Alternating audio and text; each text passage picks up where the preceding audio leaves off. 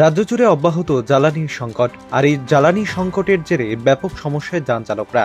Petrol ডিজেলের পাশাপাশি এবারে সিএনজি স্টেশনেও গ্যাস না পেয়ে পথ অবরোধে বসেন যান চালকরা।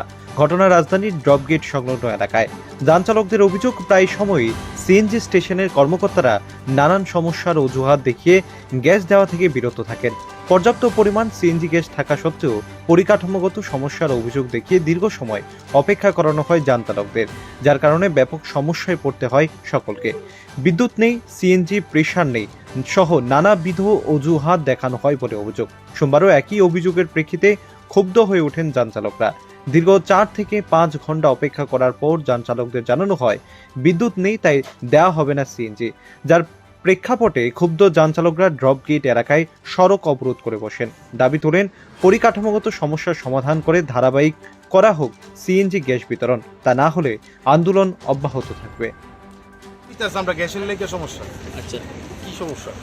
কিছুদিন পরে পরে তারা কইতেছে এটা মেশিন নষ্ট, এবং আজকে সকাল থেকে সবাই তারা রয়েছে, কারেন্ট নাই, কিন্তু কারেন্ট ক্লেম আছে, তারা গ্যাস দিতে আসে না।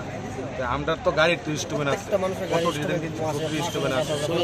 হ্যাঁ, আমার যেমন অটো 7,000 টাকার উপরে ইনস্ট্রুমেন্ট, তাহলে গ্যাসটা না দিলে আমি কেমনে চলাম? 5 ঘন্টা দাঁড়াই থেকে কেমনে চলাম? বাকি দিন তো শেষ হই। এই কারণে আমরা সবাই মিলে সেটা মানে রাস্তা অবরোধ করছি। তারা লোক কথা বলে, তারা কোনো রাও করে না। সবাই যেমন কথা কইছে, ও কারেন্ট নাই, ভিতরে যায় দিই কারেন্ট আছে। তারা যদি এটি করতেছে, এটি তো আমরা লোকে ইটা কমু কর না। তারা যেমনি কইতেছে এমনি আমরা শুনতেছি।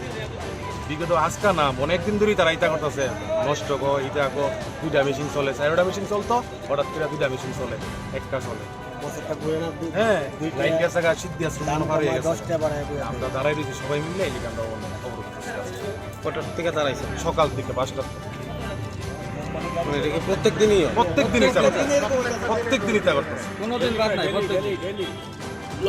তারা লোক কথা কইলে তারা রাও করে না, কিছু করে না, জিঙাইলে নষ্ট। আমরা তো এটা মেশিন জিনিস আমরা তো জানি না কিটা, এলিকে আমরা রাস্তাটা অবরোধ করছি। ব্যুরো রিপোর্ট, প্রগতি নিউজ।